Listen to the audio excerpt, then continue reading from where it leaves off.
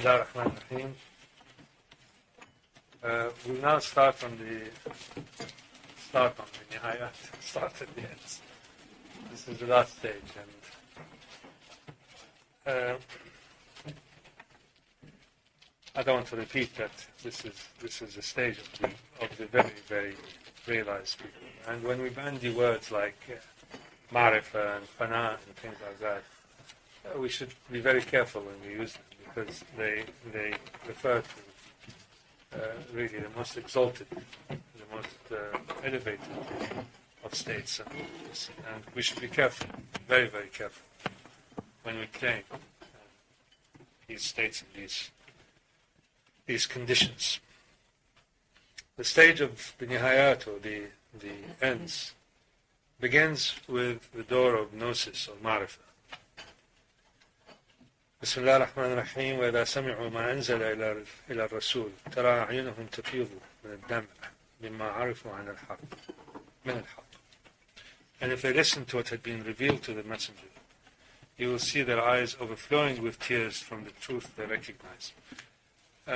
All these ayahs that Ansari chooses really are extremely, extremely apt, because they are in fact the Quranic description of these states. So, it also confirms and roots the entire journey into the highest form of knowledge, which is embedded in the Quran.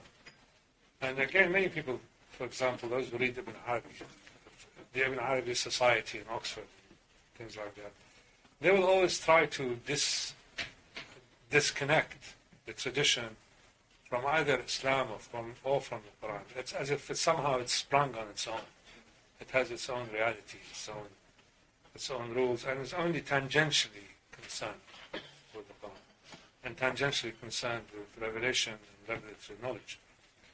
This is, it is certainly not the case amongst the people like Ibn Arabi or Ibn Abdulla, and it definitely is not the case with Ansari. The kind of states and stations that he describes are all inferred from Quranic expositions of these states.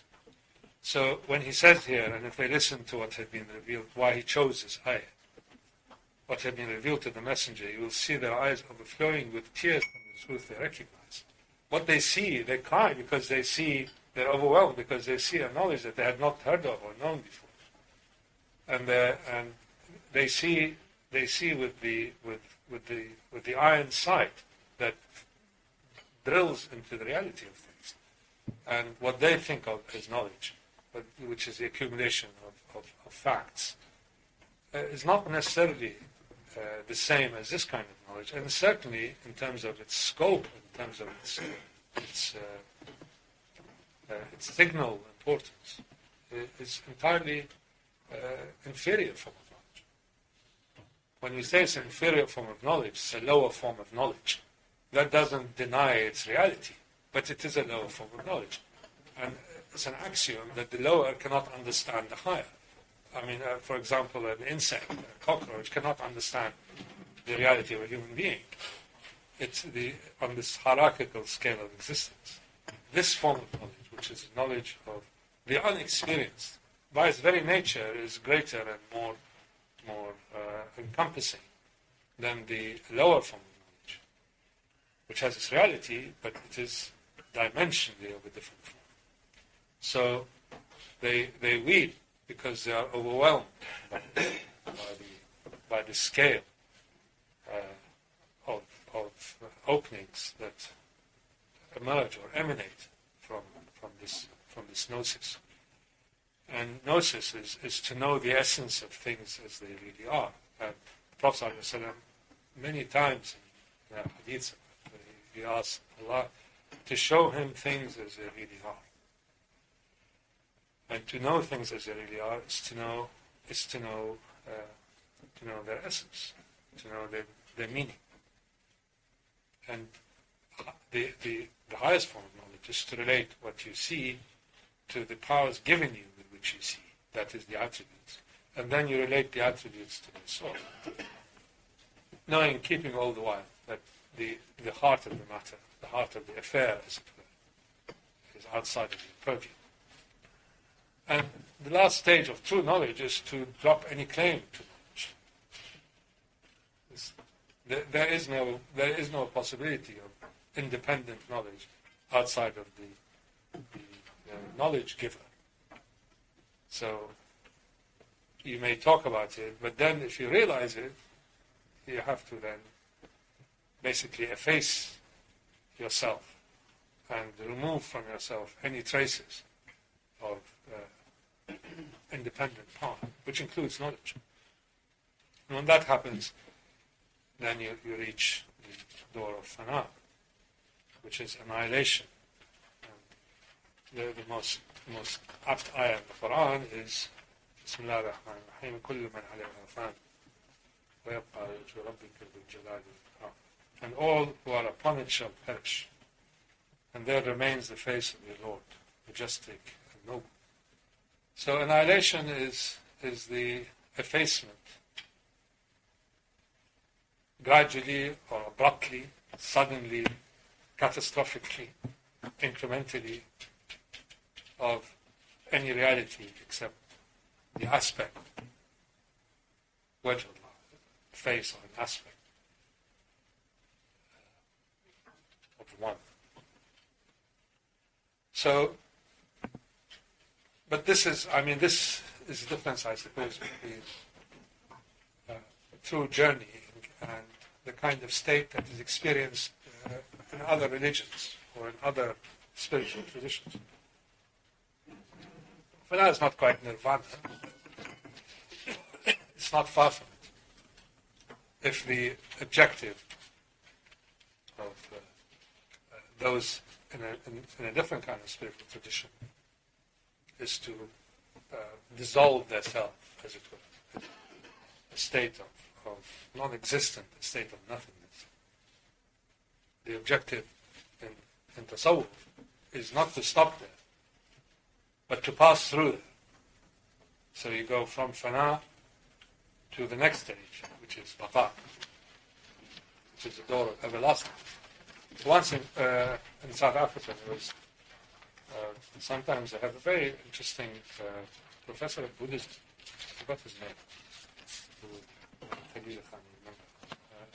He always shows up in these gatherings, and he always focuses on fana, on annihilation, on obliteration of self, and of achieving the kind of state of blissful nothingness. And I asked him, well, why doesn't your tradition move on? I mean, your exercises, why don't they affirm the next stage after that? Not to get into comparative religion, but they never could give me a convincing answer why this process stops there. The process stops there because there is no sense of deity, and there's no sense of the absolute transcendence of what keeps the whole affair together, what holds it together. And baqa or everlastingness is you pass through the valley of annihilation or fana, which I think many of us have experienced from flashes during heightened Dhikr's or salat or some kind of, you experience a kind of dissolution of self. So it's not something that is very difficult to achieve, but it's transient. But then our baqa comes when you return back, as it were, to quote-unquote physical reality. So you snap out of it. But the everlastingness of the spiritual wayfarer is of a different kind. It's a condition that stays infinitely. It's a reflection of an infinite condition. It is a reflection of the name al-Baqi, which is one of Allah's names, the eternal, the everlasting. And this is where the ayah from Surah Taha comes, ayah 73. Wallahu khairun wa abqa. Allah is better and more abiding, better and more abiding than the state of obliteration. There is something beyond that. So nothingness is nothing more than the absence of everythingness, everlasting. So Allah tells you in the Quran that you may pass through this stage of annihilation, but you should move on because I am the Baqi. I am the everlasting. So everlastingness is what remains after annihilation stands. So you're effaced, removed, humbled, pulverized, whatever it is, by the inimitability of the essence, only to be reconfirmed by the abidingness, I don't mean such a word, the abiding of existence, essence itself. Which then makes you verified. You become verified. You become a muhaqqaq, which is the door of verification. The door of seeing, not moving, seeing only from truth. That is, you've come to the haqq, you've come to reality, and you emerge from it. But then you see by it, and then you see in it. And this is the hadith, or hadith Qudsi, where you, at this stage, you see, as it were, with the eyes of the one. Your hands become the hands of the one. Your feet become the hands of the one. You become basically the repository of all the attributes, and you verify them by carrying them with you. So, and you verify that by your actions, by your states, by your conditions, that ultimately, whatever your witness cannot rival his vision. Your knowledge cannot compare to his knowledge. Your states, degrees of realization, whatever you think of yourself, is nothing compared to Allah's reality. Then we come to the door of talbis, which is a difficult word to translate. I've translated as ruses. Anybody who can find a better word, please let me know. It can also mean to clothe, the door of clothing. When you say, or a door of covering, libas in Arabic means clothing. It can also mean a ruse, something that covers or creates a different impression for others. And the ayah that Ansari uses tends to, I think, confirm the use of the word ruse, and confuse them even more than they are already confused. وَلِلِبَسْنَا عَلَيْهِمْ مَا يَلْبِسُونَ. So, why do we need this door? I asked myself, it didn't seem to really quite fit in here. Why do you need to have ruses after this? And the answer actually became quite clear. It is again a form of protection. It is to acquire the condition of talbis, or allowing, or being in a position where you confuse, as it were, like confusing the enemy of your intentions and of your reality, mainly to protect you, to protect yourself. So you want to guard, as it were, your time with Allah subhanahu wa ta'ala. And you don't want to be affected by being drawn back into the realm, the physical or mental or psychic realms. So for you to stop that, you hide your true reality.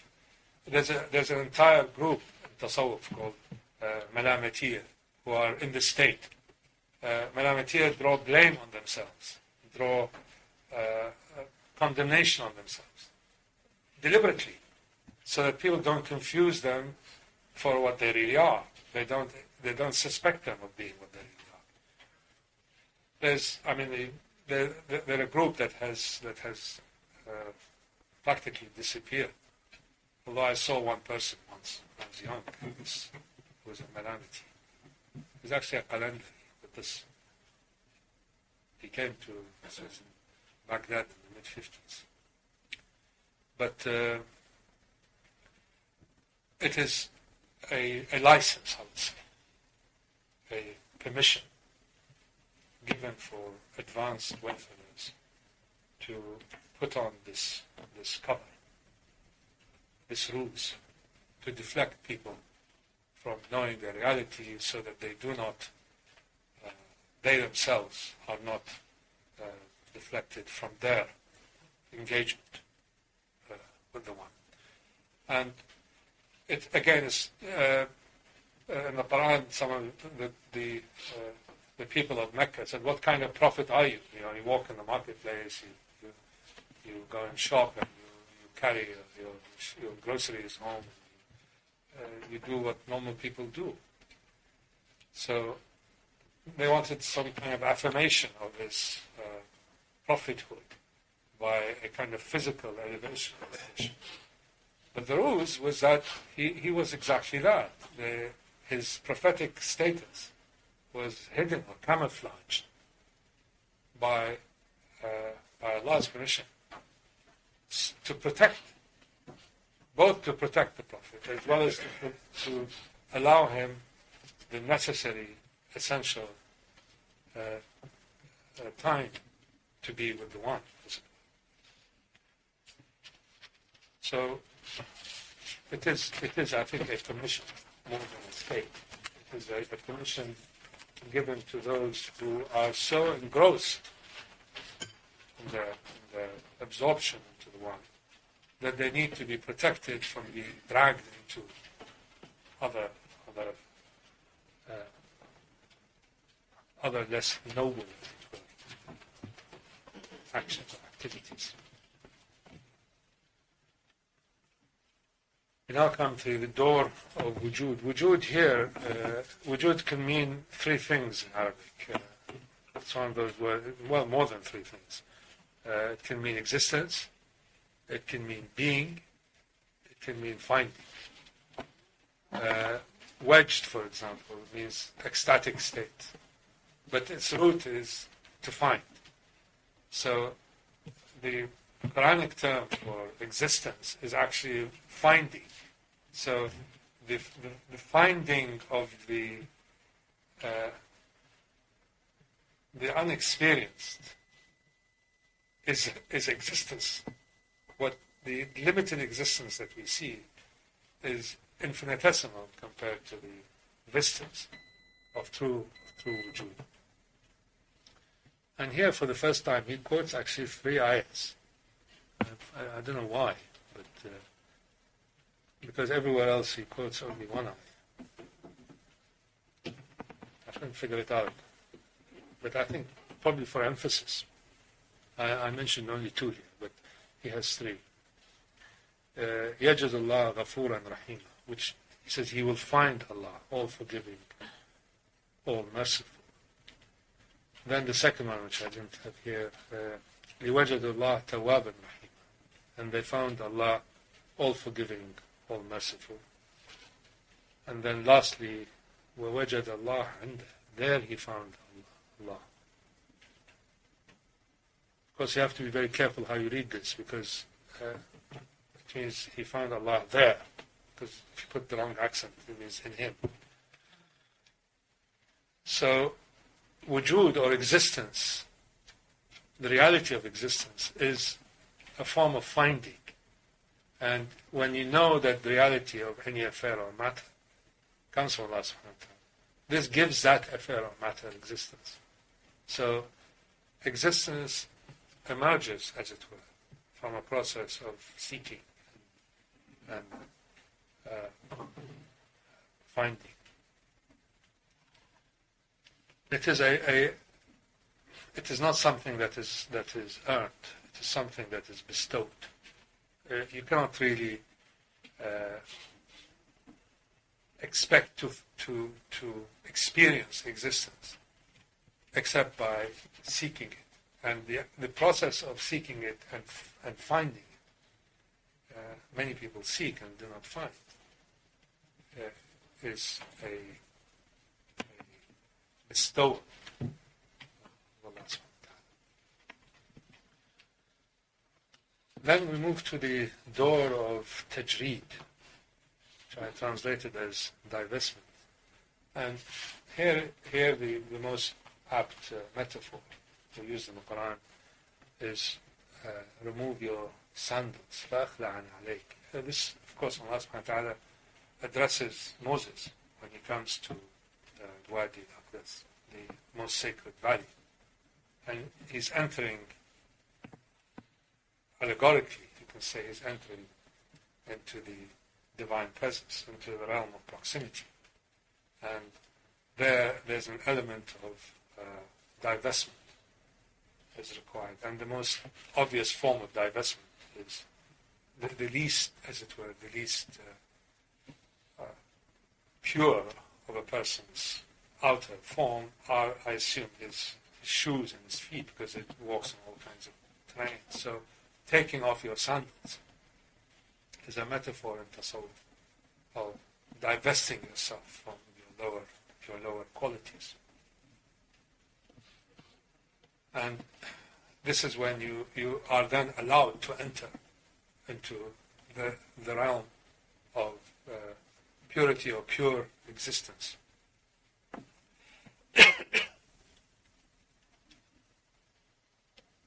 Here, I think divestment, it is a kind of shedding away. You shed away all your preconceptions. You shed away your acquired knowledge. You shed away your acquired consciousness, and try as much as possible to be in a transparent state where the light just flows through you without meeting any obstacles or blocks, without casting a shadow. Of course, that's the ideal. And when Musa alayhi salam entered into this valley, he entered it with the condition of divestment, condition of shedding away, of removing all the cloaks of materiality and physicality, and even in the end spirituality. You take that mantle off too. That then opens to you the door of singularity or tafreed. And they know that Allah is the manifest truth. Bismillah ar-Rahman ar-Rahim. وَيَعْلَمُونَ أَنَّ اللَّهُ هُوَ الْحَقُّ الْمُبِينُ. It's the stage of singularity is really where it's like a road with one signpost. You know, whichever way you turn, it points the same direction. And it's like our compass has gone wild. It has only one orientation, and the orientation is to the one truth, to the one haqq. Then at a higher level becomes by the haqq, by the vision, by the reality of the haqq. And finally it becomes of the truth. So your experiences, whatever signs you see, I mean, it's like sort of going round and round. I suppose that's why the dervishes, maybe Mahmoud can, that going round and round and round is a form of tafreed. It's a form of axial connection with the one. It is a way in which you lose, as it were, the points of the compass become meaningless, and your axial point becomes singular. That's when you're in the Masjid al-Haram. It is tafreed, absolutely. And this becomes the continuously affirm this state. If you're permanently dancing, is it working? Then you become singularity becomes, as it were, the necessary conclusion, the necessary end. And comes then to the last stage, which is the Bab al-Jam'. And Allah, of course, is the Jam'. Allah is the gatherer. It's not the name of Allah. And he quotes here the ayah, وَمَا رَمَيْتَ إِذْ رَمَيْتَ وَلَكِنَّ اللَّهَ رَمَى. It's very famous ayah. And you did not throw when you threw, but it was Allah. And it came it descended during a battle where the early Muslims were supported, as it by angelic forces. So greatly outnumbered. And they won, and they were very pleased with themselves. And this ayah came and said, it's not you. You did not throw any fruit, but it was Allah who threw. So jam' or gatheredness is a condition of the wayfarer, that when the entire circumstance refers back to Allah, and all of creation and existence is gathered in His hand. I've said before, it does not deny the limited truth of causality, but it is just that. It's limited and conditional. And all of these conditioned forms of existence, to have any reality, have to be related back to their source. And the wayfarer at the point of jam', the point of gatherness, knows that events that move in time and space are all originated from the ultimate cause, as it were. And here it is the actions of Allah subhanahu wa ta'ala that tips things into existence. It's called tarjih. That is, there are infinite, I think we talked about that, infinite potentials for things coming into being. But only one comes into being. And that's because the act of Allah, the murajjah, the one who tips it into existence, acts on the realms of the unseen and brings reality as we experience it into being. And that gives you enters the last door, which is the door of unity. And it's not tawheed. Everybody talks about tawheed. Tawheed this and tawheed that. This is the tawheed by and of Allah. And it is the tawheed that Allah refers to Himself. He says in the Quran, Allah bears witness that there is no God but He. So it is the tawheed of the One. The One, as it were, unites all in His oneness.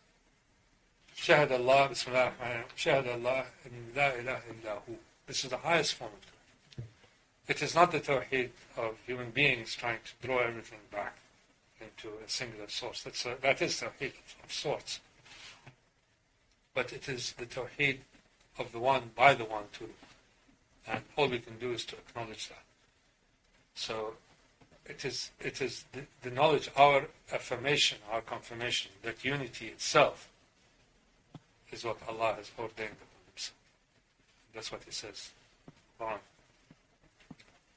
And this is, I think, absolutely must be the highest stations of the wayfarer. We experience Tawheed, as I said, in many ways. And it's become even an adjective, Tawheedi ways. People use that. So it's become a kind of shorthand for. But the truth of Tawheed is Allah's Tawheed, not our Tawheed. And here the stations of the Manazil end. I'll go away and do it. I've sent out some, we'll continue for a while with the many people have asked it now what? Khalil Khan said last time, does that mean the doors of heaven have opened last time? You have to answer that. There are some tools, but I can answer questions or go to the tools. These are just tools that I find useful for myself. Depending on your own proclivities and if you follow a sheikh, what you'll shoot. So I don't want to transgress here on other. So they can constitute a practical. Well, in and of themselves, if you just read this, and keep on reading it, you're not likely to become a realized, illuminated being in Tawheed. You can probably learn it by heart, and nothing will happen to you. So it has to be part of a practical program that includes spiritual exercises, devotions, and litanies. However, they do lend themselves, I think, to groupings. And I try to group them around each stage, each manzil, has in it, as it were, the, I won't say flavor, but the waft, the breeze from names or attributes that seem to be pertinent for that stage. And they can form the sort of a dhikr or a remembrance for individuals who want to use the forms of the manazil as part of their own. For example, at the very earliest stages, which is not included in the manazil, these what I call the preliminary state of the stirrings, you call upon Allah as the opener. May Allah open this door for you and enable you and help you in this quest of yours. So you call upon Fattah, you call upon Mudabbir, you call upon Ain. This is, by the way, a dhikr that was given to me by a real life being. So it is for that particular purpose. Now you can change it, but it is to call upon Allah as a source of help and enabler. When you enter into the stage of the beginnings, you're just starting, as it were, on this journey. You should call upon Al-Mubdi. Allah is the one who originates all of this. And you start with a clean slate, calling for Allah's forgiveness, and calling upon Him as the hearer. So you call upon Ya Mubdi, Ya Tawwab, Ya Sameen. And then the third stage will be the stage of the gateways. When you call on Allah, the response comes from Al-Mujib. And the doors of the subtler realities are generously open for you. So you call for Mujib, Latif, Kareem. And I'd suggest that if you want to follow this route, in conjunction with revisiting these manazil on a regular basis, is maybe to recite them quietly, not too loudly, during maybe 10 times during the various hours of salah, before or even after. After the salah will be better. The stage of the transactions, you want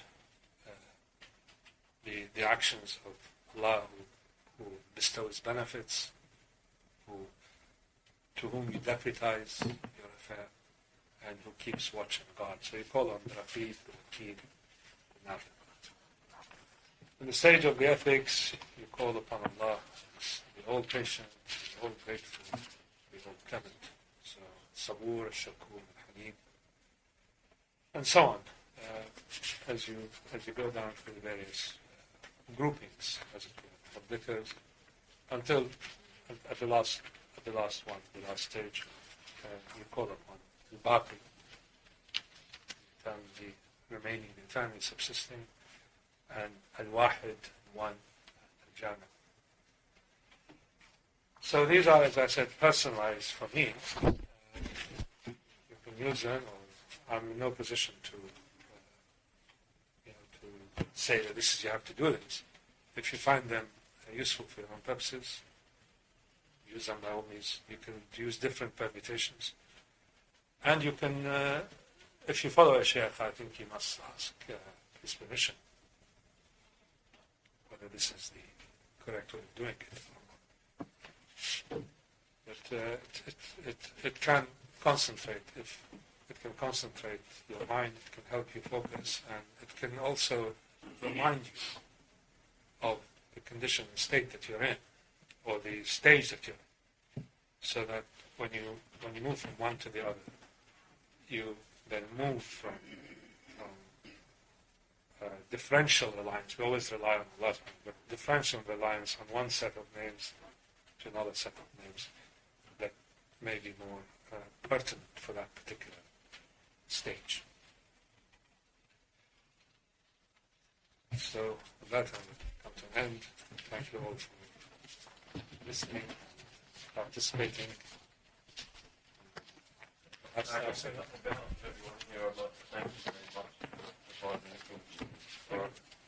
I'm very grateful. I think all been very beneficial for me.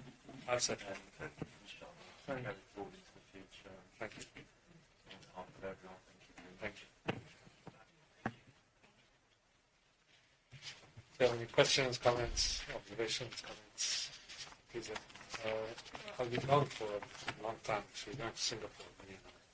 But we'll be back here from time to time.